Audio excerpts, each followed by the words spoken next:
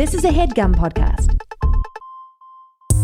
Hi, me here. Since you seemingly like the podcast as you are listening to it, I want to tell you about a very super exciting live show we're doing in Brooklyn. On January 11th, we'll be doing a live good one at Union Hall with the extra special guest, Julie Klausner, creator and star of Difficult People, host of the How Was Your Week podcast, writer of I Don't Care About Your Band. Julie was actually the first comedy person I ever interviewed, and I've been waiting for the right time to have her on the show. Julie loves jokes, and she writes, jokes, the sort that take up space in an episode and demand you live in them for a minute. We'll also have other fun stuff, like mini interviews with up-and-coming comedians I adore about jokes they performed that night. So again, that is January 11th at Union Hall as part of the Brooklyn Podcast Festival.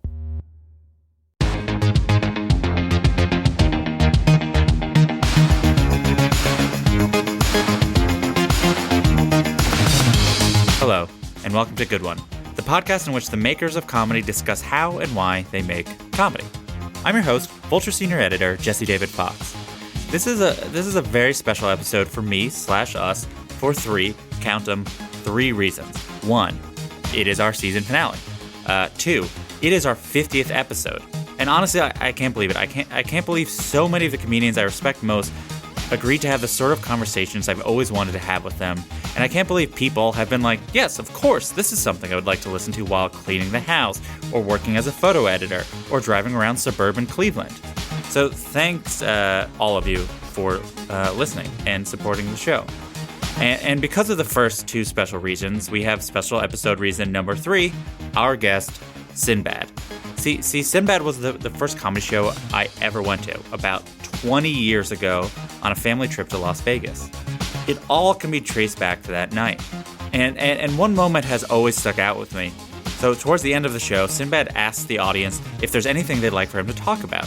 Someone shouted, "Iron Chef!"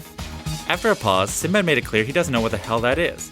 So he acted out a scene as if he was, a robot chef. But that's just how Sinbad does it. Sinbad doesn't have material in the traditional sense of an hour of jokes he drags around from show to show. No, Sinbad has Sinbad. He goes up, and whatever happens is the show.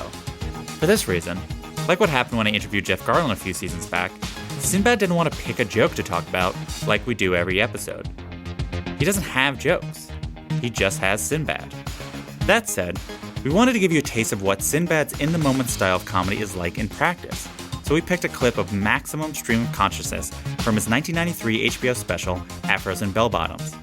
In the span of 9 minutes, he discusses kids learning about sex too early nowadays. TVs used to only have 3 channels. Pets, dogs, the Rottweiler from the movie Omen, the Naughty by Nature song Hey Ho, and how the audience doesn't know the rest of the words. Back to pets, and a really dark section about his grandmother's decrepit dog, which brings him to the Deuce and a Quarter, aka a Buick Electra 225. Modern cars, pee-pee boys, 70s nicknames, penny candy for literally 10 seconds, but then he abandons that bit altogether in favor of doing crowd work with a kid who can't remember his age, and then kindergarten. It is something to behold, so hold on tight. Here's the one and only, Sinbad. I think kids see too much now, man. They know about sex and stuff. We didn't know nothing about sex in the 70s. Man, 10-year-old boy didn't know about no sex. Remember, the only way we learn about sex, old kids be lying to you. Man, I just had sex. Where? It was over there. I remember the first time a girl French kissed me, I thought she was spitting on me. I said, hey, what's wrong with you, girl? I said, I'm sorry. Nasty. Then when I turned 17, I didn't know. I'm sorry. I didn't know. Boys was always behind the girls back in them days, man. I look now, man, even TV, there's too much TV for kids. We didn't have HBO when I was growing up. We had 3 channels, maybe. Y'all remember that back in the days of 3 channels? That's how you knew when to go to bed. You sit there watching TV. Dun, dun, dun, dun, dun. Bedtime. That was your alarm clock. Nowadays, you be with that. There's another movie out. There's another movie out. I'm paying for cable. I ain't going to sleep. I'm watching everything on HBO this month. When you pay for it, you're going to watch it, yeah. Oh, man. We look back, man, I look at now, even the pets are different. People got dogs with papers now.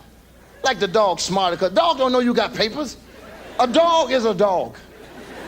Now everybody got them Rottweilers. Man, the first time I saw a Rottweiler was in The Omen. Nobody even heard it. You never seen a black man. Man, could I have a Rottweiler? Yeah, you know, it was in The Omen. Yeah, the dog in The Omen. I try to like that dog because he killed people. I like to love him and train him up. Do you have one with papers? Yeah, I had a dog with papers. When he pee, I put the paper down. That's the only papers I need on a dog. I want a dog pound dog. I want a dog that know he about to die. You ever get a dog out the dog pound? He's so happy, he be behind the cage. Sinbad, hey, ho. No, y'all know hey, ho. What's the rest of the words? Y'all be, hey, ho. Tretch be speaking 100 miles an hour. Tretch, what? I'm trying to pick it up. Here it comes, hey. Man, I look at, my grandmother has the same dog she had when I was 5 years old. It's a half German Shepherd, half Chihuahua. A Chihuahua with a big head, the head be dragging me. He looked every now and then, hey.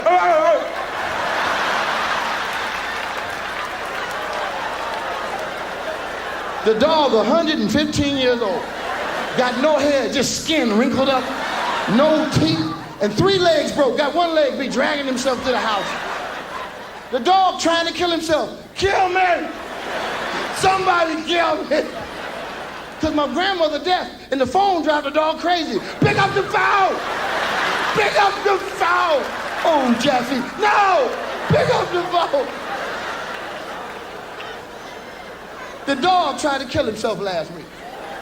Threw himself down the basement steps and broke his good leg. Now he just sit on the couch. Sinbad, you got to kill me, man. I can't get off the couch. The phone be ringing, I'm losing my mind.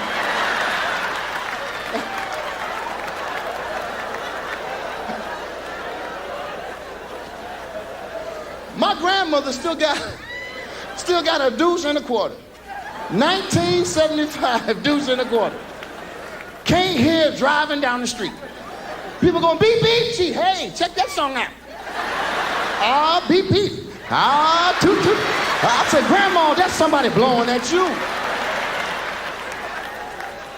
My dog trying to get out the car. He got his neck on the window, trying to throw himself in traffic. So she rolled the window up on the dog's head. So now he got this big eye that come out like a fish eye. So he liked the wind. He's like, roll the window down. Just roll the window down. I'll stay in the car.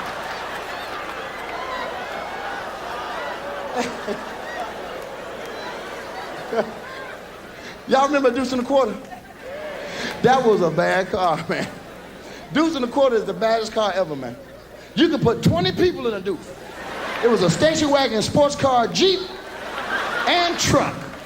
You could haul wood in a Deuce and a Quarter. You could kill 5, 10 people, put them in the trunk of a Deuce. Wasn't no seat belts in a Deuce. You can't die in a Deuce. They used to put the baby in the window. Remember, you take a long trip? Put the baby in the back window. Let the baby sleep, put him up in the window. The sun would burn the baby up. They had to turn the baby over. Smoke coming off the baby. I told y'all, turn the baby over every 15 minutes. Man. You can hit a train with a Deuce. Pick the baby up, put it back in the window. Let me see what I did to the train. A Deuce was a car, man. You didn't see no deer get hit by a Deuce. Deer wasn't stupid back in the 70s. They'd get to the edge of the road. Hold up. My uncle got hit by a Deuce last week. Killed him just like that. He didn't have a chance. Nowadays, a rabbit can hit your car, make your car blow up. I saw a Mazda hit a rabbit. Car blew up, engine fell out the car. And the rabbit got up. Say, man, did you see me hopping in the street? You better get yourself a Deuce or something. Crazy, man. Oh, man, I miss a lot of stuff about the 70s, man. I know what everybody had in the 70s. Everybody in school, every elementary school, I don't care if you're from New York, Detroit, Tennessee, had a pee-pee boy. Boy who smelled like pee. Every school had a pee-pee boy. Just pissed on himself. Couldn't get to the bathroom, just stand there. Oh, pee-pee! I ain't pee, I'm just sweating. He touched you with that little ammonia hand. Shout! And you know what's scary? Some of you women today married to ex-pee-pee boy don't even know. Don't even know. Don't even have a clue. That's why you gotta check out a man's history. Go back to his old elementary school. You know Leroy Johnson? P.P. Johnson. That boy's still alive. We thought he had peed himself to death.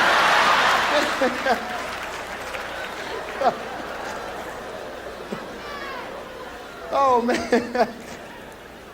That was back in them days. Remember, everybody here was named Junebug. Every boy, Junebug, 10 kids turn around. Junebug was the name. We had some cool names, Boo Boo, TT. I don't know why we named ourselves after going to the bathroom. Boo Boo, what? And Boo Boo was always a cute girl, remember? Always some fine girl, Boo Boo, what? And you know what? When you got a nickname like that growing up, you don't like it when somebody from your past. No, sure, Boo Boo. Wait. I ain't Boo Boo no more. I'm Kanisha. I don't use Boo Boo no more. Oh, excuse me, Boo Boo. Cause you get all beside yourself, man. And know what else I miss? Penny candy. Nowadays, kids, man, they got little kids here, man. Look, my man, hold you, my man. Sit right there. Hold you. Oh, too late. You flunk? Look at mother. You know how old you are. You know how I'm old. Don't embarrass me on the camera. See, parents get her say, you knew your age. She'll be in the car. You knew your age. How many times did I tell you how old you are? I was sleeping, Mama. I was sleeping. You on HBO. You ain't gonna never get no college education now. Look at his brother.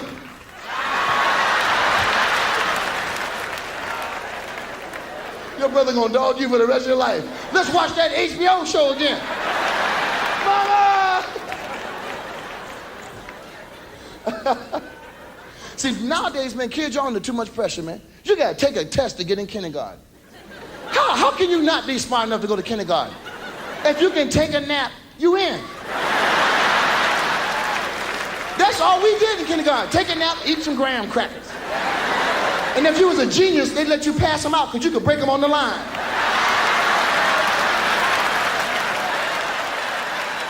So I think a clearly place to start, as I do with every episode, is I asked through a publicist if there's a joke from your career that you want to focus on. Oh, wait, I first should say I'm here with Sinbad. We don't need names. We don't need names. Yeah, people should know. I'm here with Sinbad, the one and only. There's only one Sinbad. Well, that and I guess the pirate. So there's two Sinbad.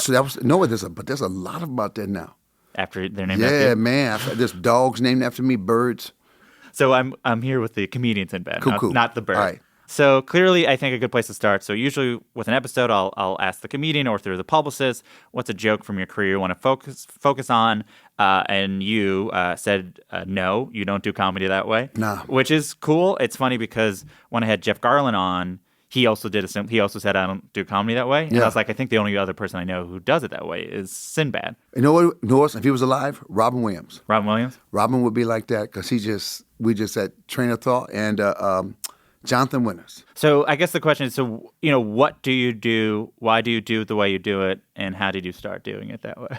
You know what? If I could explain that. I mean, I think when they interviewed Jerry Seinfeld, he's very analytical about comedy, breaks it down, and that never made sense to me. Yeah. I think he's the kind of guy that is that way. I'm the kind of guy, no matter what job I would have had, I would have got fired. Yeah. Because I just got mental issues. Mm-hmm. And somehow that translated over to stand-up for me. I was able to take that collective, that ADHD, which nobody had a name for back in the day, and being all over the place. And when I got on stage, everything made sense. It was like everything kind of got quiet. Yeah. And it made sense to me. So when I didn't know you were supposed to write jokes. I didn't know how people did that. I look at people now, what writing does, writing a script, forces me to write jokes for somebody else. So people say, man, I'm going to do this 20-minute speech. I'm like, oh, man, you want me to write something for you? So I'm like, hey, man, talk about riding your bike. And they're like, but what's the joke? Yeah. Because in my mind, I say, ride a bike, and that's how my routine comes. I go on stage, and I'll start talking about riding my bike, and it becomes a routine. So I don't have any set formula. Yeah. Other than, here's 5 subjects I might talk about. Or I'll ask the audience, what do you want to talk about tonight? I was picturing a show, so let's say you had a show in San Francisco tonight. When would you start? Would you think during the day, oh, maybe I'll talk about this? Would you, like, if you went to a coffee shop, you're like, oh, coffee shop, something's there, and then, like, or you just living your life, and then right before you're going out? I don't know. I might think I'm going to talk about coffee shop, but something might happen in the coffee shop when I got there, and that'll supersede that. Yeah. Or something will spark me as I'm walking the stage, or somebody will shout something out, and then I'm off to the races. That first 2 or 3 minutes is always strange to me, because, God, I don't know what I'm talking about. You're just talking. Yeah, what am I going to talk about? As I'm walking on stage, I'm like, man, what am I going to talk about? And then something happens. Can you describe what that process is like when you're talking on stage, like looking for a premise? Are you sort of just talking, and then, like, what is the flash that fires? It shows up. I saw that mind mapping. When people start mind mapping, and they go like, tree, from that tree, branch, acorn. That's how my brain fires all the time. It starts with tree, and then before you know it, I got these branches, and somehow it's strange. I can tie it all together. Yeah. That's why I said the beauty of ADHD. I keep telling people the beauty of it is you can juggle a lot of things, but I feel sorry for kids now because they medicate them. Yeah. They make it like a disease. They talk about ADHD. Man, everybody been bipolar and ADHD since the 70s. We all been jacked up. Now it becomes a badge of honor. I am a freak. Man, shut up. Just work. Go out, play sports, learn an instrument. You have to learn things to control your brain. So it became an exercise. How do I fit in with other people without losing them? So you start learning how to juggle. A friend of mine, Chase Anthony, a comedian, said it's like walking down the hallway and all the doors are open and I want to walk in every room. And I got to figure out how do I just walk past certain doors to get to that door? But I remember it was in this door. So I run back to that door because I need it. But I saw what was in that door. And that's what my comedy is. I know what's in all the rooms, and I pick and choose when to grab those things out the room. And you're just naturally able to guide an audience who isn't necessarily thinking that way. Yeah. I guess it's a matter of it worked, so you didn't have to be like, I guess I have to write jokes. You're just like, this works. It did work. I was like a ringmaster of the circus. Yeah. I got all these circus acts coming out. And I'm the ringmaster. But what if the lion bites somebody? What if the elephant falls down? I got something else. I got people to juggle. I got people. I can make the audience look at what I want them to look at. When I first started comedy, it was an Air Force talent show. I thought you had to write jokes. So I didn't know how to write jokes. So I created this character from Devo. I put silver on my face. I had a helmet. I did this whole Devo thing. I came in last place, and I was the only one in the competition. I couldn't even beat me. They're like, this is not talent. Yeah, I said, Jesus, man. So I only had one other category. It was MC. So I was MCing later. And I had all these little jokes I wrote. And John Salem, who was the music director, said, let me see your jokes. And he tore them up through the trash. He goes, will you just tell stories like you tell us? I said, what? Just make up stuff. And I walked out, and I was just starting to make up stuff. And so I said, I don't know what to make up. Somebody would just say something. Oh, yeah, I'll go there. And I would go out and take it and turn it into a story. So John Salem, I still say this day, made me the comedian that I am. Yeah, that one thing was enough you needed. Essentially, it was like a kick. I just need one thing. I just need one thing. I just need it's like on the scooters, a kick push, and then the accelerator takes over. Yeah. I just need to kick push it, and then I trust the accelerator kick. Yeah, and your brain just does it. Yeah, it just does it. I've talked to a few improvisers before, and it's interesting because I think you can be in a different type of mental state. I think there's some that it's sort of they're extremely present, right? They're sort of able to monitor what the crowd's going, and it's like you're playing chess. And then there's certain people. I don't know if there's this comedian Reggie Watts. He does music. Yeah, I know Reggie, man. Reggie bad, man. So like Reggie, it's like he's not there. His brain takes over. But I see him. And maybe it's funny because I watch him. I see him there. Yeah. Because I'm a musician also. When I watch him do music, his music carries him. Yeah. So when you do music, you're not there, but you are. Music is something else. When you look at music, when I started playing music again, I hadn't played in 30 years. I started playing music again. Music was incredible because it's like Miles Davis says, learn all the chords, learn all the scales, then throw them away. Yeah. And that's what Reggie is. He knows all the stuff, but he throws it away. He lets his brain. But when I'm watching him, I see it. Yeah. And I'm like, oh, man, I see what he's doing. I see what he's doing. And I just love it. I think he's one of the most incredible people, man, that just performs today. So when you're doing comedy, you're more aware. Sort of like when you're talking on stage, it's trying to... I get lost sometimes. Yeah. You're just talking, but I'm aware. I'm not... It's like I'm running down the hill 40 miles an hour, and I'm just trying to find a place to stop. Yeah. Before I go over the cliff. But I do see everything. I see this person laughing. I see this person doing it. I see things in the back. I see people walk in. I can tell when people were fighting before they came in. But I stick it away. I saw it, but I held it. So it's not like I'm where I see it. sometimes I'm not aware I saw it. Yeah. It'll just be something in the corner of my mind. So it's like a controlled. Robin Williams is controlled insanity. Yeah. I learned how not to lose my damn mind by having control. I'm not insane. Yeah. I just control my insanity. I think most people who are locked up and mentally ill, if they can control their insanity, they can do some really cool stuff. Yeah, I mean, it's essentially like you figured out a way to safely invite people into how your brain works. But I don't care if it's unsafe. Yeah. See, I'm not one of those people on stage, oh God, I want to be in a safe place. People say, I don't understand comics. I just get on stage, I just want to be, I finally found a safe place. Man, please, the world ain't safe. Yeah. The world's not a safe place. Nobody likes you. Nobody cares about you. Sometimes not even your family. But you can make a difference by what you say on stage if you stay honest. And that's what I learned. If you keep it honest, you can say anything. Yeah. You can talk to a Trump supporter and tell them everything is wrong with Trump, as long as I keep it honest. And I'm not just trying to put that guy in check.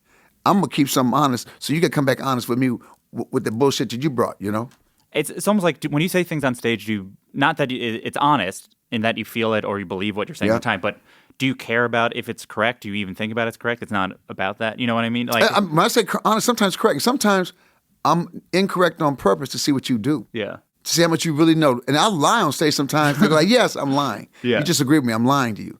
So sometimes I'm just messing with people. I think we are the masters of messing with a situation. We're really good at that thing, like throwing these puzzle pieces out and making a piece fit that don't really fit. And people are like, that doesn't fit. I say, it does fit. Until someone says, you're right. Yeah. That does fit. You go, no, it doesn't fit, man. Did you see what I just did? It doesn't fit. Yeah, that doesn't make any. You're like, oh, I guess that doesn't make sense. You gonna like, let me get away with this crap? Why? Don't let me get away with this crap. Yeah. I'm like this. Test me. Yeah. That takes me to a higher level. If you test me, I gotta be accountable for my stuff. Yeah, you don't want it to be. You have no desire for it to be easy. No, I don't want it easy. Easy is boring. Easy is not fun. When you're on stage, how much of yourself is there in that? Like, if you had a bad day or a sad day or something bad happened and you're on stage, are you in a lower key mood? Are you sad? I might bring that right on stage. Yeah. Man, you know what happened today? I'll take it. And it puts me in a good mood. Yeah. I can take something that really sucked today and say, oh, I'm about to take this and make myself happy. Forget the other person. I'm about to make myself happy. I've sat with people backstage, and if my thing is this, if you talk around me, that's my routine. Don't bring stuff up about your family, because now I'll be like, hey, I had a friend. Yeah. They go, man, my wife saw you do that. I say, hey, man, you can't speak to me. If you speak to me, it belongs to me. That's the rule of comedy. If you don't want to say it on stage, don't say it around me. Yeah, especially right before you're going out. Don't, please. I imagine right before you're performing, it's like, I think they would always talk about Robin Williams as sort of a sponge, or like. Yeah. But they say he stole. He did not steal. He made your unfunny stuff funny. Yeah. He did your stuff better. It'd be different if he stole your joke and it was the same. He took your little sad joke and he made it funnier. Yeah. So he didn't steal. He heard things. I had to be careful. I'll do something. I said, did I hear that from somewhere? Or did that come from me? Because I listen to everything. I have to rewatch. If I do a new special, I have to rewatch my other specials real quick to make sure I don't take something that I did or something. That's an interesting point, because I was wondering that there'll be certain things you'll like bring up again, but sort of a different perspective. Yeah, because you grow up. Yeah. You still talk about marriage, you still talk about relationships, but you're just in a different place now. Or you'll be like, there's a couple specials we talk about hitting kids, but then sort of different perspectives. Yeah. Like later in life, you're like, look, I'm not saying like beat up your kids, but you're just like, you want them to be scared of you or something like that. They should fear you more than the police. I know you want to be honest. You talk about being honest on stage, or at least sort of from the special I've seen. There are the things that you focus on tend to be personal things, growing up things, or sort of everyday observations, opposed to sort of like your specials. You weren't talking about like, oh, I'm in these movies or I'm in these TV shows. Are there certain things you try to avoid because it might lose an audience? Oh, that was in a TV show? Yeah, that like, hey, my life is great. I think it's boring, man. I've never seen myself as an insider. I've never been accepted by Hollywood, so I don't have that. I'm the man. Hollywood's never accepted me. Yeah. Even to this day, they don't get me. I don't know who I pissed off, or maybe I was too honest. Sometimes you're too honest. But I was never the cat here. I was the cat on the road. My fans, my people that work 9 to 5, people that have jobs, people decide to come to my show because they want a better night. That's my audience. My audience is some creep that lives in Beverly Hills and got a little studio like, we just love you, Sinbad. We just think you're comedy. I hate those dudes, man. As a person who lives in LA, and especially like in the 90s when a lot of your life was on set and stuff, how do you stay in touch with the sort of the people that were more like when you were starting? Those are the people I talk to. Yeah. When I'm in a hotel, I talk to people that work there. When I go somewhere, I talk to people that work. When I go to a restaurant, I talk to people that work. It's working. That's what my dad was. I worked. I said, I'm blessed to do this because I hate working. I hate working 9 to 5. If I had to do it, I'd be good at it. But I hate working 9 to 5. I hate being told, hey, Sinbad, can we talk to you for 5 minutes? No, I quit. I don't want to have to talk about I could be better. I don't want to do that. I don't. I hate this job. You just were able to do this and I was you able, respond to it. But I lost a lot of stuff. Remember, all those jobs I lost, getting kicked out the military, all those things got me here. I don't regret anything. That's why I still go and support the troops. It was an Air Force talent show that made me who I am. I was immature. I was crazy. And I'm sorry. So I will come and I will perform for cats because I know what it's like to be over there. But no, I was never a fit. But I was supposed to be there. I don't think there's many coincidences in life. I don't think there's it's not a coincidence. No, man. It was supposed to happen. Like they say, the teacher will come when you're ready. If the student keeps trying to learn, the teacher will come. I always tell my daughter, do what you can, but leave room for magic. Yeah. You got to leave some room. My thing is God. I'm only here. My dad was a preacher. I'm not no preacher. I'm not trying to be a super Christian. I just have a relationship with God. I said, look, man, you made me this way. Yeah. So you must have some place you want to take me. And I have faith, and I believe great things can happen. And I actually believe in love. I believe, you know what? But if you don't love, if you are racist, I will get up in your stuff. I'm like this. I ain't got time for that. I'm not going to turn the other cheek. Yeah. I'm not going to pray for you. I'm going to pray for me after what I did to you because I don't have time for the ugliness of life. You react. Yes, I react. That is if you describe all those things, you were like, a person is reacting, and when you go on stage, you're reacting, and you're reacting to your sort of self. Yeah. Are you naturally just very good at seeing patterns and things, or do you find yourself finding patterns in a lot of... I look for patterns sometimes, and sometimes there is no pattern. People are looking for a pattern. So there's no pattern here, man. It is. Sometimes it is what it is. I heard Derek Fisher say something about when the Lakers won. He said sometimes a win is a win is a win. Just let it be. I look at ESPN. They got so many sports announcers now that everybody has to beat a game to death. For a week, they keep talking about the shot he didn't take. I said, dude, that moment has passed. And you guys, you sports, you great guys making all this money, that's all you can talk about is the shot that didn't get made last week. Well, that's why great athletes forget that game and they go to the next game. That's how I look at life. I can learn from that. Let me take for that and now let it go. Those sort of jokes and running jokes aren't for you. How do you feel about when you watch other people? When you're seeing people that are doing... I'm amazed that they can do it. I'm like, wow, that was a great joke. I wish I could have wrote that. Yeah. I was opening for Jay Leno. We just met. I was in Nashville, Tennessee at Zanies. And the first night I opened for him, I was doing my thing, freewheeling. He said, hey, man, if you're going to do Johnny Carson, it's how many laughs do you get per 2 minutes. Yeah. So the next night, I structured it. I did joke, laugh. No, they killed, joke, laugh. I felt still just improvising. I felt like somebody had put weights on me and chains on me. Yeah. So the next day I said, hey, Jay, how about this? What if you get one laugh and it never ends? Yeah. He said, what? I said, watch this. I went out. Bam! I did my thing. He said, man, just keep doing what you do. Did you ever do late night spots like that? Yeah, I did them all, man. I did all the late night spots. When I did the Letterman show, when I finally I used to bring my tape up there. I used to bring my tape, and there was, I'm not going to say his name, but Chump. He would say, you'll never do the show. Yeah. I don't even know why. I would leave my tape, and the woman said, I want you to do the show. She put my tape at the top pile. He came off the elevator and removed the tape. And I said, dude, you know what? One day you'll have no choice. It's not about you. The match is going to happen. When I finally got on Letterman, they do a thing where they do the pre-interview, and they ask you what jokes you're going to tell. I said, I don't know. They said, well, Letterman likes to know. I said, they said, well, even Robin Williams does. I said, that's a lie. He might tell you one. Yeah. But he said, well, I don't know what we're going to do. And I put my coat on. I said, I can't miss what I never had. Yeah. I had my family with me, and my brother. So I said, I'm walking out. They go, what? I'm walking out. And my brother, who's my manager at the time, just gave him a bunch of jokes, fake jokes. And I got mad at him. I said, man, don't ever do that again. He goes, please, he knows I'm crazy. Please for me, please. So I did the show. He asked me one of the things I did, and I just went different directions. Yeah. And I guess sometimes you don't trust that a comedy be funny. We have so much fun. He said, man, we got to do this again. When you're saying in the Jay Leno story that the idea of you just go out and it's one laugh the entire time. Yeah. When you think about an hour of time, is it full speed ahead the entire time? Do you want to... Full speed ahead. You don't have full speed ahead, 30 minutes in and you're not no. building.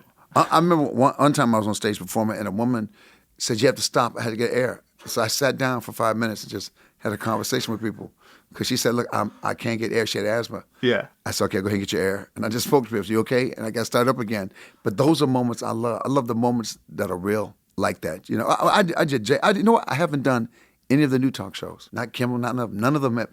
I think it's a new day. And if you haven't seen me live, even see me on stand-up special, it's not watching me live. Watch me live, I do 2.5 hours, 3 hours. Watch me live is like, ooh, God. It's like watching a band. It's like having an Earth, Wind & Fire album, but watching Earth, Wind & Fire. You're like, I'm going to buy that album again. I heard stuff I didn't. You think it's some stuff on the album you just missed. That's what I want. I want when you see me live, you got something you didn't get from watching my special. Yeah, and there's also live, what you're doing is a live thing because everyone's reacting to the same thing. It's energy, man. Look, we give out life force. When you're somewhere live, boom, you sometimes sit in the parking lot after a great concert, you go, man, that song. And you can't get, you try to explain to somebody, like, I really can't explain it. You need to go see the concert. Yeah. That's why you tell friends. Everybody tries to take the phone up now and Instagram, everything. I said, why don't you just watch it? It wasn't for them. They didn't come. Yeah. Now people say, make sure you put us some I'm not sending you anything. You should have bought some tickets. Yeah. That's what life is about. Yeah. Prince one time was on stage and he's really be freaky about letting you. Now he lets you tape, but he said, okay, guys, you had enough time in front of the little screen. Why don't you look at the big stage? He said, because you might miss the bass player. You might miss this. And people put their phones down. These young people, they saw a concert for the first time. There's those companies now that you can lock up people's phones. Oh, yeah. Dude, they did to me. Dave Chappelle had just been in the comedy club I was at, and they passed this little bag around. I have a key that unlocks those bags. You can buy those. It's a little, I said, look, man, please unlock those bags. I said, I don't care if you tape this. I'll write some new stuff. I don't care. Yeah. I said, because if you'd rather be on the phone than watching me, I'm not doing something right. Yeah. So, you want to make it, if the phone's more interesting, then you're not if the phone's more interesting, or I might say, hey, man, take this picture and send, I'll tell you, hey, get this picture. I want you to send this out. I want you to show that I'm fighting with somebody's audience. This is going to make me go viral. I actually was in Denver. I said, I said, man, I want you to look, you're heckling me, and I'm fighting you. I said, I want you to get it and make it go viral. And it hit. It hit. And then other people said, man, he was messing around because somebody had the tape where I said, fight me. Yeah. So they put that up. I said, we can control everything now. With social media, you can control anything you want to control. So though you don't have jokes per se, especially when you're preparing for specials or a special's coming, do you have something close to material in that, like, if you say something, do you remember? I remember it sometimes. Yeah. I'll remember, or something will spark it to remember it. Or before a special, I'll have people go like, Maria works with, say, make sure you talk about this. I have people say, please talk about this. I say, okay, talk about that one. Okay, but this is what happens. A lot of people get ready to say, Chris Rock, somebody get ready to do a special. If they haven't done stand-up in a while, they go on the road to get ready for a special. I've never been off the road since '84. So I'm always ready for a special. But the problem is, when it's time to tape a special, I said, I just did that. So the people that seen me, if I do a special, I got to do something they haven't seen. Yeah. And I know they say, well, there's more people who's going to watch the special than the ones that seen you, but that's cheating the people that saw you. It's the exact opposite of how every other comedian would think it, because everyone would be like, oh, they saw it, but who cares? This is for the people who haven't seen it. But you're like, well, the people who have seen it, I got to give them some. No. Yeah. I was thinking about, if you listen to every conversation I had with a friend over the last 6 months, a few similar things would just come up. Yeah. So I imagine it's the same thing if you watch you 50 times. Yeah. It's not like you're going up like, oh, I need to talk about losing weight for 20 minutes like you do on... Or it might just change. Yeah. We might talk about losing weight, but something happened different. Okay, right now what we're going through, I tell people, tell me, okay, Maria knows, I do a thing, I say, women, what do you hate about men? It's 20 things. I can't get them to give me something new. It's the same 20 things. I think I'm going to make a list. Don't ask me about these. There's 20 things that piss off every woman about their men. Yeah. I said, what about your man that bothers you? It's gotten to the point it's boring to me. So I try to make up new answers. They say the same 20, 25 things. And then you'll talk about, hey, these are the same 20 things. I tell them, I say, you know what? You guys are just so, that you think you're being unique. You're all asking the same questions. Yeah. Every place I go to, the same things piss y'all off. So maybe the problem is this. It's not us. Maybe y'all got to figure out these 20 things before you get married to us. So I'm thinking about putting out a pamphlet. These are the 20 things about men that you can't fix. Yeah. See, that's like an idea. Yeah, just let it go. Other comedians would be like, oh, that's a special. Then you'd be like, for you, that's too plant. For me, more than a special that's just a fun YouTube thing. Yeah. That's a fun podcast. That's something I would just get out of my system. But I wouldn't want to do a special. Of course you're right. You could say, these are the 20 things women hate. I said, yeah, you can call that a special, but Jesus, that'd be boring. the other question I wanted about the specials in per se, because it's a public platform, are you like, oh, I should address certain things that have happened culturally or whatever? I trust what I believe in. Yeah. I address culturally. I don't try to figure out the culture. If it's something that affects me that I believe in, I talk about it. Some people say, you talk about politics. Who's not political now? Yeah. It's not even called politics anymore. We're all trapped in a world that's called life. We got a dumb man running this country, and we all got to figure out. I mean, he's mentally ill. We know that. Everybody knows it. You know it. Everybody knows it. People that voted for him, they've had reports. You know he's mentally ill. He uses 8 words. Yeah. 8 words. That's a mentally ill man. Whatever he's going through, I don't know what it is, but he runs our country. So no matter what happens at the end of this run, he won. You know, like it's like having Britney Spears be the #1 pop star. No matter what happens at the end of the day, at one point, she was the #1 singer. She represents an era as the best that we had. Yeah. So I come from the age of funk. Man, there's no fake up in that funk. So there are people who will go down in history as the most records sold, the most books sold. That was really some dumbness. Mm-hmm. This is a strange time, man. That's why everybody wants to be influenced now. I don't want a job. I want to influence people. I want to talk about makeup, but I'm not even a makeup person. Yeah. I'm going to tell you how to put lipstick on, but I bought lipstick just like you bought it. And now they got 4 million followers like this. Oh, my God, the way she works lipstick, it's just, I really think someone's talking to me, but maybe the key is someone's talking to him instead of at him. Yeah. Maybe what the commercials couldn't do, these regular people are just talking to him. Hey, I just want to take a moment for everyone to catch their breath and to tell you about this. An ad! As everyone knows, I like my underwear like I like my hamburgers. Mac, like Big Mac. Well done. Mac Weldon. I'm saying Mac Weldon. So Mac Weldon is a premium men's essentials brand that believes in smart design, premium fabrics, and simple shopping. Truly, it is so easy. Sometimes I feel like because underwear isn't usually seen in public, your big stores, you know which, feel like they must hide it in a deep corner, lit by like one swinging filament light bulb, and it's like wet for some reason. But on MacWeldon.com, everything is laid out so cleanly and clearly on this freaking site. I'm seriously like shopping while I record this. Okay, what to get. Of course, underwear, but I am not going to talk about that because it's private. I also want to get a couple t-shirts to play basketball in because I feel deeply embarrassed every time I wear my State Farm Insurance t-shirt I got in college years ago. Okay, I'm going to get one of these silver shirts that, like their silver underwear, are naturally antimicrobial, which means they eliminate odor. Bye, smelly microbes. Coronado blue? Yes. Okay, what else? Since I now only wear crewneck sweatshirts, let me get one of those in Total Eclipse blue. Very cool name, very cool color. Lastly, let me get one of these tech cashmere beanies. Yup, you guessed it, Total Eclipse blue. Mac Weldon will be the most comfortable underwear, socks, shirts, undershirts, hoodies, beanies, sweatpants, and so on that you'll ever wear. Okay, checking out. All right, for 20% off your first order, visit MacWeldon.com and enter the promo code GOODONE at checkout. That is GOODONE, GOODONE at checkout. Mac Weldon wants you to be comfortable, so if you don't like your first pair, you can keep it, and they will still refund you. No questions asked. So again, for 20% off your first order, visit MacWeldon.com and enter the promo code GOODONE at checkout. Now back to me. So are you talking about Trump almost every show at this point? Because I do, but I won't stay there long because he doesn't deserve my time. Yeah. Why should he's crazy? I'm not gonna get this crazy that much time. I'll touch on it. I'll say what I got to say about it, and then I'm out. I was listening to Nothing But Funk, and you say every HBO special I pick an issue to deal with. I've dealt with the weaves. I've dealt with the big butts and bathing suits. I have to deal with ashy dark folks putting on suntan lotion. We must come back to our senses, people. Was that you just riffing them no, out? No, I do a funk festival in the Caribbean. Yeah. And I saw black folks out there. I said, "Are you putting lotion on?" And dude, I said, "What are you protecting, bro?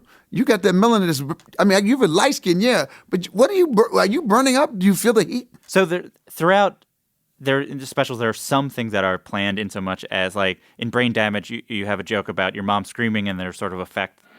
I heard a sound come out of her that I had never heard before. Lord Jesus Christ, please don't let me kill this dog. You know where that came from? Yeah. I went on tour with, they used to be in the Midnight Star but then the Callaways. Yeah. The song "Won't Be Witch." We were supposed to do a tour together. I said, okay, cool, man. It was the first time my agency booked a tour together. Well, in the middle of the tour, the record label pulled the money and they were gone. All my stuff was locked up on the tour bus. I had all this cool stuff because I got with a band. Yeah. So I went back to being a comic again, and they said, Sinbad, we hate that we locked your stuff up, but we didn't get paid. So I paid everybody. I paid them for stuff I wasn't even supposed to pay for. But there was an engineer there from Florida who just had a son. And he said, Bad, I don't know what I'm going to do. I said, well, why don't you come with me? And I made him the engineer. We had a special effects box. I would do certain things. I love technology. I love it. One night, I said, don't you run for me? And he put the special effect on. I thought it was me. And in the middle of me doing it, I said, I'm not that damn good. And this weird voice came out. And afterwards, he said, I'm so sorry, I'm so sorry. I said, man, do that every night. Yeah. I said, do that. It was so cool because I thought it was me. Yeah. I said, when did I get this voice? And then I said, wait a minute, that wasn't me. Yeah. I said, dude, anytime you can find something cool like that. Because I was going to have like MIDI buttons on me so I can control sound effect. But it's not the same. When you push the button yourself, They like see Michael, it happen, they see it happening. I wanted it to be just organic thing to happen. And he made it happen. So by him being on the road with me, he watched me and he picked a moment. Yeah, because it's like that story was a thing that you were bringing up whenever bringing it up. Yeah. So when you were doing the specials, were you sort of like, well, we'll see what this show That is? special was, HBO believed comics need to do 2 shows to get 1 show. Yeah. Each of those shows was 2 hours long. Carolyn Strauss was at HBO at that time, and she said, Jesus. She left after the first show. Good luck editing this. Man, we did some stuff with Madonna. Madonna would let you song. We did a thing on Vogue with flowers in her hair. Dude, So you I had can't 4 find it. It's not in the hours. vault. I can't find it. Yeah. I can't find it in the HBO vault. But it was like 4 hours of material with the dancing. But the first night, the first show we did, you see we're doing the music, the audience jumped on stage. Luckily, my director made me pre-tape. I said, man, I want to pre-tape the dance. He said, please. Every once in a while you can talk me into it. I said, okay. I said, man, thank God you caught that. I was laughing so hard. They're on stage dancing with us, these drunk college students, and everybody's like, I said, dude, that was great. I'm glad we already got the routine, so it's going to look good. When these people come running out the audience, we'll edit it. Yeah. Because it was real, but it's just in a different way. So that show was crazy with all the stuff that happened. Yeah. And the crazy part about it, man, is right after that special, right after I shot that special, I go to Florida State. I'm getting ready to do this Black College tour. That HBO special came out. I said, can I do stuff from the special? As I'm walking to the stage, somebody shouted, don't do that shit we just saw. I said, well, I guess we need a new hour. So that was the thing where it's like you're like, I'm not gonna be a comedian. You're just sort of touring on the same bit. Like you're constantly with people. Well, I didn't know if I could do it. Just the special had just come out, and there was some cool stuff in that special. Yeah. As I'm walking to the stage, that dude answered my question. I basically just said, I wonder if I should do anything from the special. Man, don't do that shit we just saw, man. Do some new stuff. Yeah. Which is really, they don't understand, it's unheard of. You don't really get to write a brand new 2 hours, and I just did 2 hours that night. When you say write, it's essentially like you just keep on doing it, and then you're Yeah. like, after a while, you don't even know that you're doing, but you're like, oh, I guess I wrote this thing about my mom was like scarier than my dad. Yeah. And then you're like, oh, you have this bit. So you know it's there. It's like, It just kept growing. Yeah. No, it was. And my mother I used to run from my mother. That was the bit. I let it go. Then one night, I added to it. I let it go. Then one night, that's what happened with my stuff. It just grew into a story. Yeah. And I said, don't you run from me. He threw that special effect on it. I will use that. I used to think that was cheating, to use something twice. And I had all these people like this, dude, it's so, people miss that joke. I said, what? They want to see that, man. You did it in that city, and somebody called and said, did he do this joke about shopping? No.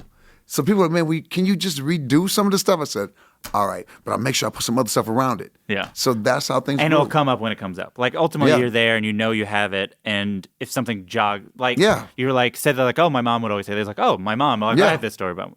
Sort of, you just have these things. You have like in your brain it's has here. a bag. And But you I just make sure I'm going to do it different. Yeah. I'll do it different than what I did it last time.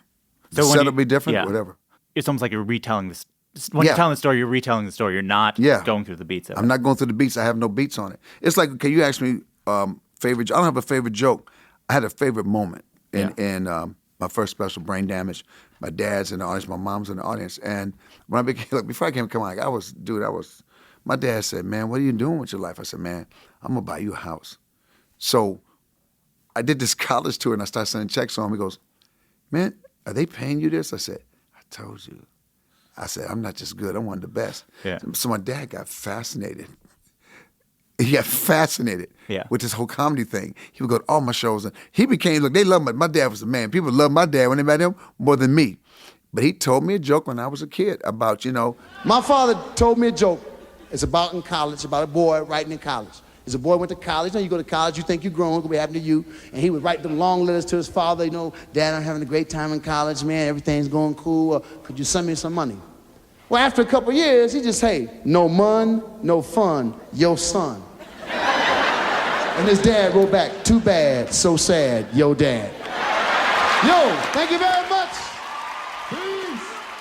I ended with that joke as a tribute to my dad. And that's when I found out what Hollywood was about. Do you know that special was the highest rated special on HBO? I think 3 of my specials were the highest rated they ever had, but they never talked about it because they were clean and their whole thing was we're not TV. Yeah. When I did that joke, after all that stuff you saw, critics said, he's doing old recycled jokes. I said, I'm never going to fit here. Yeah. He didn't even get the moment. He didn't even get what that was about. Yeah. So I said, I don't care about them. Matter of fact, I hate them. Matter of fact, I don't want them at my shows. I've had critics do a critique of my show. I said, he wasn't there. I didn't do that. Yeah. And I'll call them, you weren't even at my show, did you? You sent somebody. I'm going to tell you, that person that you sent didn't go because I didn't do that. He goes, what? I said, he just remembered something from something else I did. Yeah. He must have thought I was going to redo it. Yeah, because they saw a show and assumed all shows were going to be the show. Yeah. And then that's not how you He do did it. a critique of another show I'd done. So like the same thing like in afros and bell bottoms. I remember them curfews, and the curfew was so messed up, man, because you couldn't sneak in the house back then. Because we were wearing them stacked shoes, remember that? How you gonna sneak? Wait, hold on, let me show you what I'm talking about.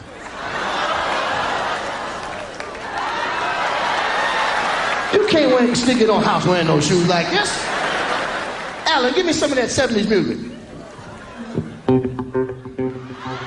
And then you put on the shoes. So obviously at some point you knew you were going to do that. I had some shoes in the house. I found them right for the special. I found those shoes. I said, I'm bringing these. Yeah. So I had never done it with the shoes before. I said, that one, I said, the visuals I'll do, like the pimp coat coming down the steps. Man, they didn't know. I said, look, I told Debbie Allen was directing. It was done live. I think only Howard Mandel and myself had done actually live. And I said, Debbie, I'm going to wear this pimp coat, and I'm going to come down the steps wearing this pimp coat. And I was going to do a thing where I fall, where I step on a pimp coat. Because in rehearsal, I fell. She goes, please do not do that tonight, because if you die before you get to the bottom of the steps, we have no special. So it was just fun giving them, sometimes the visual is fun. Like, now I like setting things up, like the morphing at the front. I love the theatrics of it. I love creating spaces like that, because to me, that's the acting part. So when I show them the shoes, I get to show you something. Though you have a sense of things that you might be talking about. There are certain themes that sort of will merge through all your specials. Are there definitely things you want to hit when you do a thing? Like you'll talk about dating. You'll often talk about how kids and how young people are not cool or whatever. Wait, no, the older you get, I think what happens is a theme in our head. The older I get, the more I'm blown away. I'm just blown away by what I see. My mouth is open. When I listen sometimes, I say, okay, I just bought a scooter, the little scooters that everybody goes around on. I got a scooter. I said, I'm amazed at these kids on scooters with their phones and being oblivious to the world, and they drive like a car won't hit them. They just, and like it belongs to them. Like, I have my right to have this scooter on the road. And I have a right to kill you. That's the way I see it. You're smaller than me, man. If you can't figure that out, and I think I'm helping you. If I bump you, if I just hit you a little bit, I've taught you something. What do you want the audience to get out of a show beyond sort of laughing? But do you want them to take away? Think. Yeah. Don't accept status quo. Don't accept anybody. But you know what? I really want people to get all the people there that don't fit. It's not over. All of you that think your time is up, or all of you that think I can't go back, you can always go back. You can always. I in some of my shows like this. This is the best I can be with my father whooping me and getting a good education. This is the best I can be.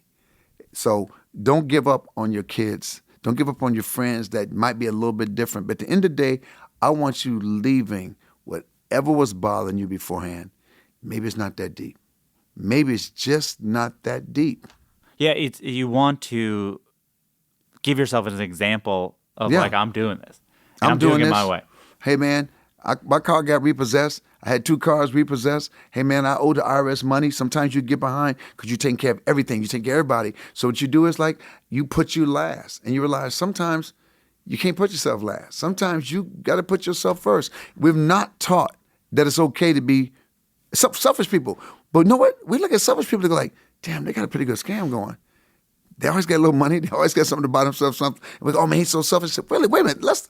Let's re-look at this. Maybe he's not selfish. Maybe he's smart. He's doing what because he he's wants not to do. broke. Yeah. He's driving the car we want. So now, are we jealous?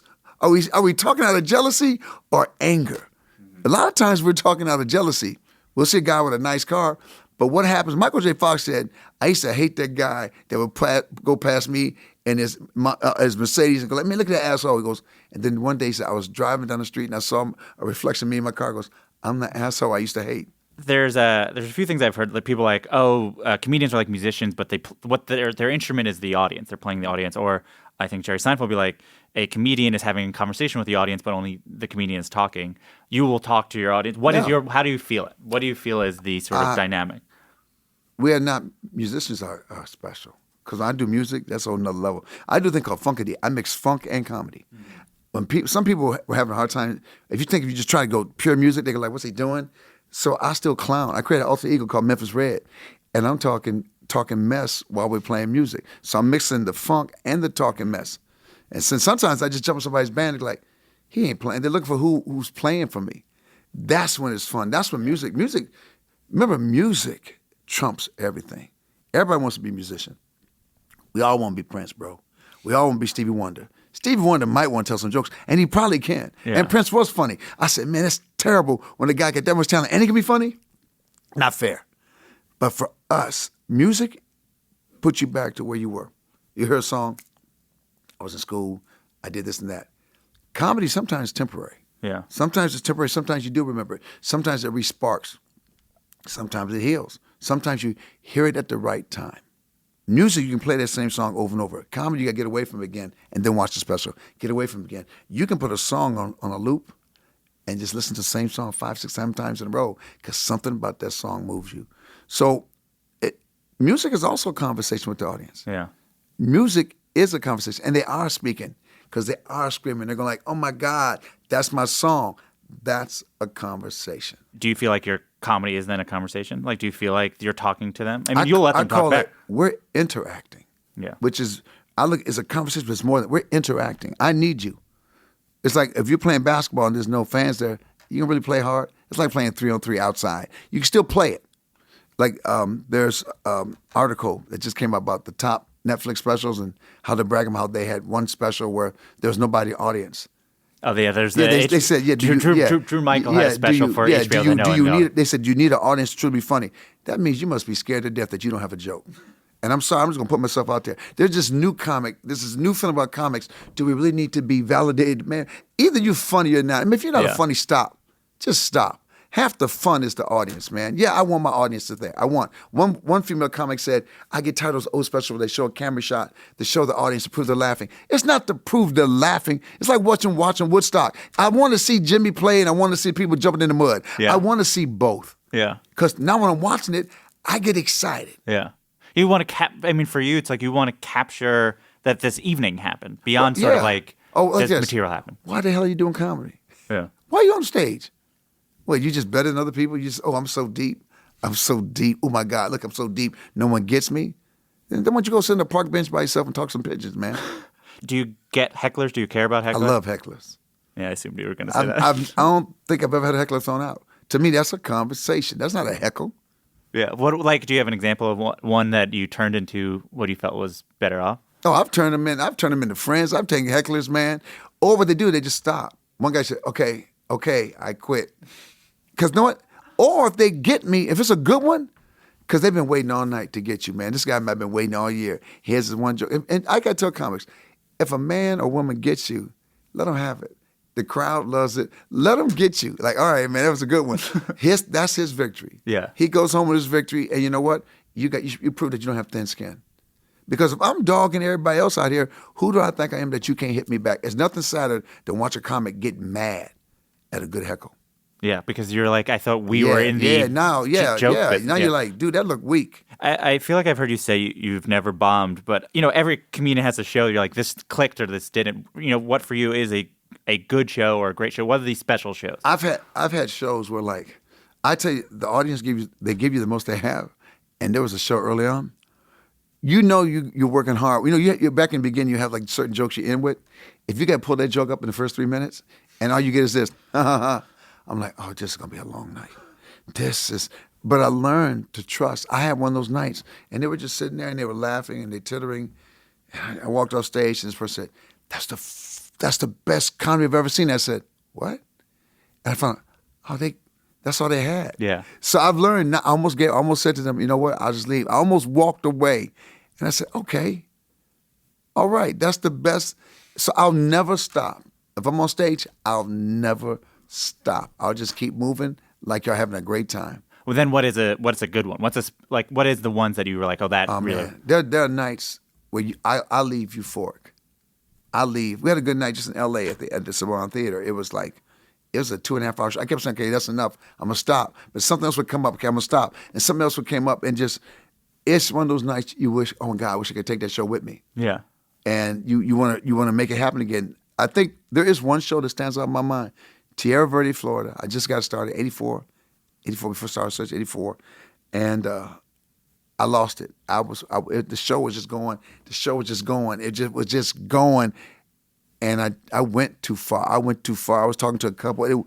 It went so far. It went so far that the guy walked out from his girl. Really? And when he left, I said, well, are you better off? She goes, I think I am. I said, okay, let's restart the show. It was an hour and a half in. I said, let's restart the show without him. And let's act like he was never with us. Yeah. And I walked off stage and came back on stage. I said, is there a man that finds her attractive that would hit her harder in the club? This guy's like, I would. He ends up sitting with her. And they act like, I said, I need y'all to be a couple for the show. And I asked them questions about how long they've been dating. Yeah. And they go, we just met. And I went for another hour and a half. And 10, 15 years after that, they were married. They came up on my show. No way. I married that guy. He said, you got rid of the jerk I was with. And the guy that came out to the audience was a guy that had been watching me for 2 years. And he said he wouldn't date me because I was dating this other guy. And I said, Jesus, man, that's when you go with comedy. That was a night.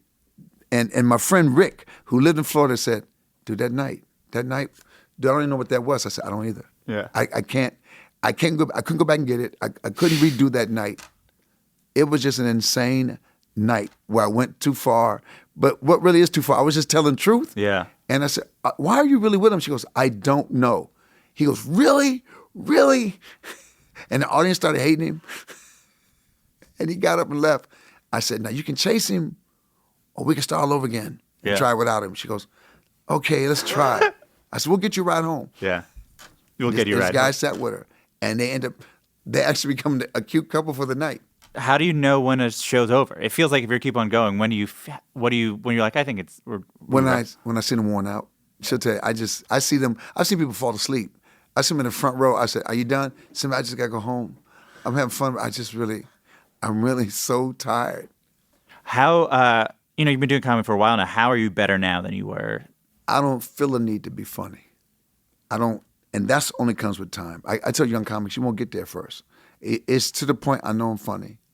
I know I got something to say. I know it's like Prince has that thing. I know I'm about to wear you. Prince got that thing like I'm about to put it on you without even saying that. It's now at this place I trust me. I don't need to be on. I don't need to have. I don't need to get that big laugh in the first minute, but I still like it. I know I'm okay. Yeah. It's that place you get when you go like what they said at 10,000 hours. Yeah. I'm good at this. Yeah. You realize I'm good at this. I was re-listening to your interview you did with Mark Maron a few years ago, and you said you had one last run in you, but you're still doing comedy now. What did you mean by that? How are you feeling about that idea? I think what it is, there is some point we got to let young people take this. The problem is I ain't seen nobody can take my clown. And I'm just being, and Paul, you know what said that? From the Beatles, man. He said, when you going to quit? He goes, well, I keep looking and I'm not seeing anybody to take it yet. Yeah. So for me, I got one, I think I have one more run where I can be the main cat. After that, I'm going to be the old guy who's like, oh, they used to be Sinbad. I have one more run where I can spank somebody. I got one more run. I told these young comics, if the only thing you got over me is youth, I'm going back to the gym. So I tell them, Maria, I'm about to get cut up. Yeah. Dude, if this the only thing, I tell young dudes, if this the only advantage you have is looking young, I said, I'm about to take that from you. I'm going to take that. And the difference is not their fault. I'm so much calmer than you. Because at your age, you're trying so hard to be sexy. I don't care about being sexy. Forget that mess. That's how you lose a house, being too sexy, acting stupid.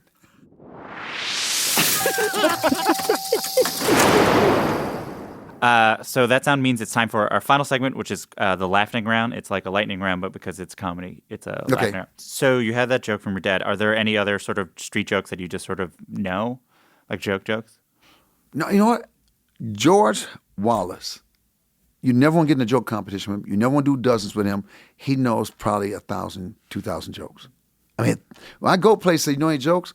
I love listening to people that know jokes. Yeah. I'm the worst. I can't memorize them. I mess them up.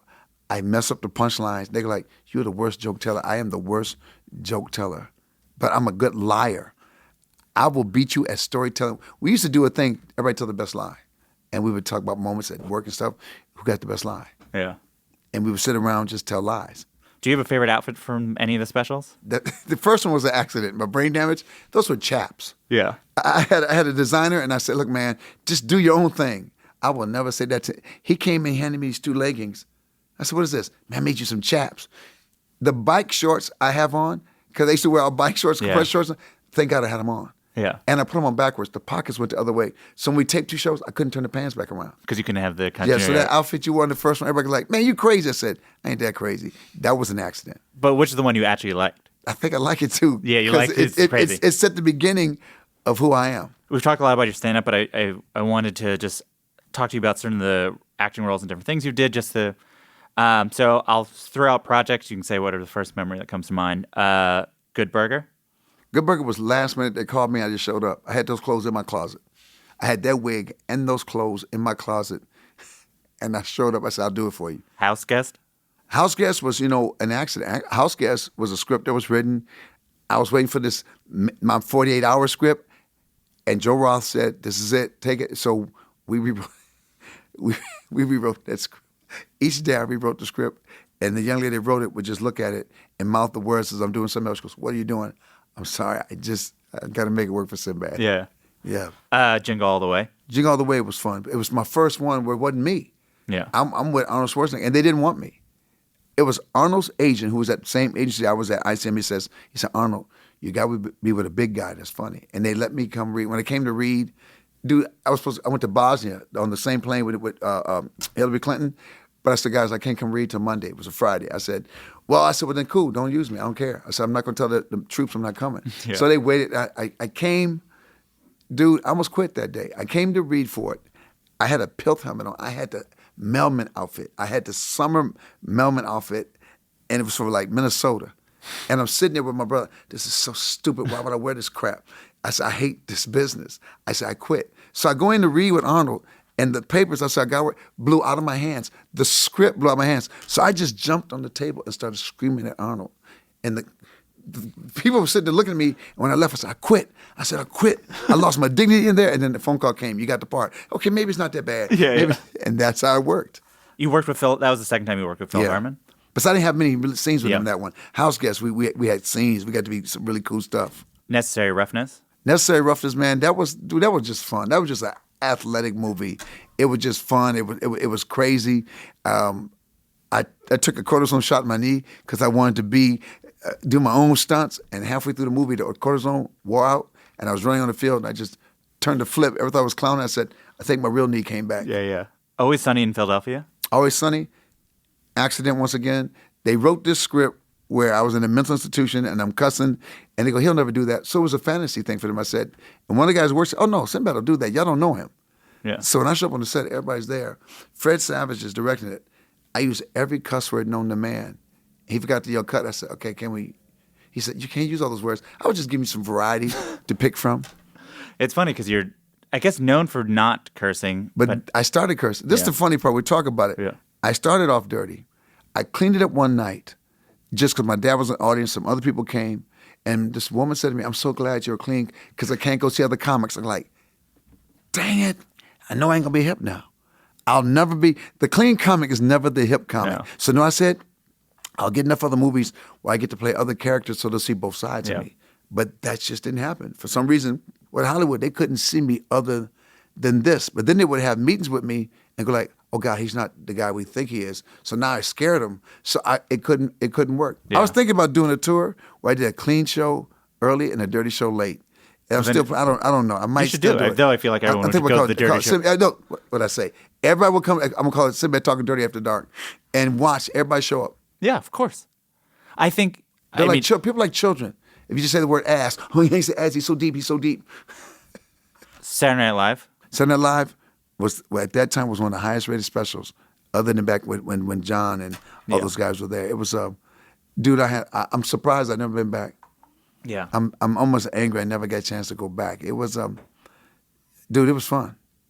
I had fun. Black Lightning was born on Saturday Night Live. Now the TV show is there, but Black Lightning was one of my favorite comic book characters. Yeah. And I got a chance to play him. I forgot this. You were on Comedy Bang Bang? Yes. Do you know how that come together? Somebody just called me about it, man. I didn't know what Comedy Bang Bang. Then Reggie was there. Reggie Watson and were there, man. It was fun. Comedy Bang Bang was fun. Yeah. Because then they had you do the Michael Bolton. The Valentine's, dude, I showed up for that one. I just started talking crazy. And they were like, okay, just throw the script away. I was like on the phones. It was just fun. Steven Universe? Steven Universe, man, I wish, you know what? I was on the road so much and we had to come in and do voiceovers. I wish I could have timed it better so I could have done more of them. I think it became hard for them because I can't come in and do it. But I didn't realize how many people liked the Steven Universe. I said, if I could do it all over again, I said, let's find a way, even if I'm on the road, I can get equipment so I can still do it. Family Guy? Family Guy, you know how those came about? They kept having a representation of me. But the old representation with the old earrings. Yeah. So I was at a comedy festival somewhere, and Seth MacFarlane, they were doing reading. And I showed up. I said, where's Seth at? I think he thought I came to fight him. And I walked in, and Mila was there. I said, look, man, if you're going to do me, can I do me? Yeah. Can I do my own voice? They're like, what? If you're going to do me, you got to upgrade the earrings, upgrade the hairstyle, and let me use my own voice. The Red Fox Show? Red Fox Show was my training ground, my first TV show when I got to L.A. to play his son. And I got to L.A. In September and auditioned for that the second week I got there, and I almost didn't get it because my audition sucked so bad. They took me upstairs. You know this is yours to lose. Are you about to lose this show? I said, what did I do wrong? Everything. So they had to show me how to act and do everything. Yeah. And then lastly, what's the first memory that comes to mind from A Different World? Oh, Different World, first memory is how I got the show. I wasn't on the show. I heard about the spinoff for A Different World. I said, well, if I can warm the audience up, the studio audience up, Bill Cosby will see me and they'll put me on the show. So they were auditioning people to be audience warm-up people. I've never done one. I lied. Yeah. And so when they got me in a room, it was a guy named George Crosby was a producer on the show, about 6'8". And I'm just rattling off all these credits. And then I said I did Magnum P.I. He says, isn't that done on location in Hawaii? I said, yeah, but up to this point, how good had I done? Yeah. And I said, thank you for talking to me. And so I walked out. They said, he chased me in the hallway. He goes, Jesus Christ, you were doing so? You just lied? I said, I'm lying. I just want to be on the show. So he gave me the job. So this last question is, so the first comedy show I ever went to was to see you in Las Vegas. Oh, cool, man. And the memory that I have is you asked the audience if there's anything they wanted you to talk about. Yeah. And someone said Iron Chef, and you didn't know what it was, but so you then sort of did a robot chef. So the question I've been wondering for now almost 20 years is, do you know what Iron Chef is now? Not really. My wife watches all the cooking shows. Yeah. I don't understand a chef beating people up. I don't understand other chefs are like, yes, sous chef, yes, master chef. And I said, I have a knife. I will stab you. I've never understood a cooking show where they're scared of a chef. Yeah. It's a great show. It's Iron Chef, so it's two chefs and they compete. They have the same signature ingredient. They just like, oh, you have to make something with a steak or whatever, and then that's what it is. But I couldn't, literally, it was one of the last things you did, and you're like, what's Iron Chef? I don't know what that is. And then you were like a robot. I just go off on it. If I don't know something, I do a thing. I want to do a show, but a podcast, but like a video podcast. I want to do it at a comedy club, but in a smaller room. I call bullshit. Yeah. Where it's every time I do it, nothing's from me. I want on the screen things in the news, people like texting things to me or sending me things, social media boards like, what do you want to talk about? And I call bullshit on it when it's bullshit. And I like stuff that I don't know anything about. Yeah. So as I'm talking, I get questions. Somebody can throw a video up, and I want to show people that's how my brain works. And I've always you like wanted to do that reacting shit. as I'm it reacting happens. to it, yeah. That was great. Thank you so much. Thank you. That was fun. That's it for another episode of Good One. You can listen to Sinbad's albums wherever you stream music, and you can watch a few on YouTube, HBO Go and Now, the Comedy Central app, or through Amazon or the Apple Store. Follow Sinbad on Twitter @SinbadBad. Good One is produced by Mike Comite, with production help from Marissa Melnick and research help from Matthew Silver. Justin D. Wright did our theme song. Write a review and rate the show on Apple Podcasts. 5 stars, please! And hey, if you know anyone who might like the podcast, maybe tell them what the heck. You can email any comments, questions, or laughing around suggestions to goodonepodcast@gmail.com. I'm Jesse David Fox, and you can follow me @JesseDavidFox. We'll be back soon with a new season and new jokes. Have a good one. That was a HeadGum podcast.